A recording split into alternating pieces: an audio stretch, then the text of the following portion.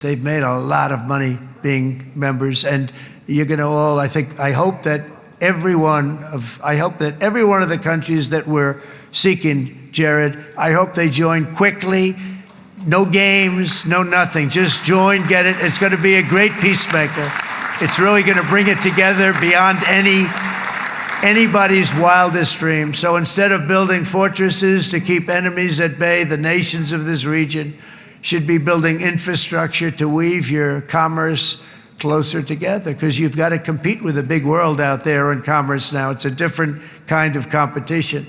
Instead of making weapons and missiles, the wealth of this region should flow to schools and medicine, industry, and frankly, the new hot thing, artificial intelligence. It's a lot of intelligence you're going to have to be throwing off to pay back these sums of money that they're doing. But that's really the hot one. And I might say that the United States, a year ago, was a dead country. I say it to people. I heard it first from the King of Saudi Arabia. I then heard it from UAE. I heard it from Qatar. I heard it from many other countries. A year ago, the United States of America was a dead country.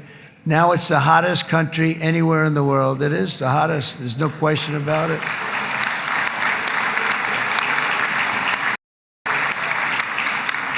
In fact, if you go back a year ago, before the election, although once we had November 5th, we became hot because people got it. I would say November 5th was a time that we became really hot. But once you go back a couple of years, if I were in charge and the country was doing what nobody was going to ask me to speak.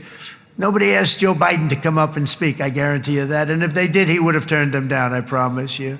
He didn't speak. He didn't speak, and he didn't speak well.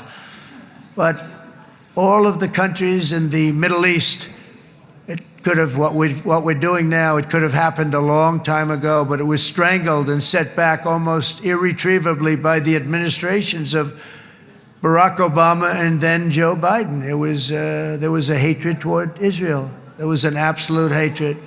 The setbacks really started when President Obama signed the Iran nuclear deal.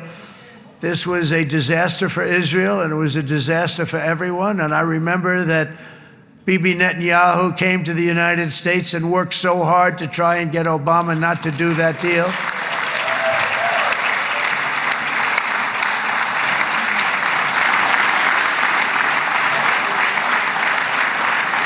He worked so hard. But it was like talking to a wall. I remember him telling me it was like talking to a wall. They wanted to go with Iran. They chose Iran, frankly, over a lot of other good nations, but specifically Israel. And that was the beginning of a very bad period of time. You had Obama go out, and the Iran nuclear deal turned out to be a disaster.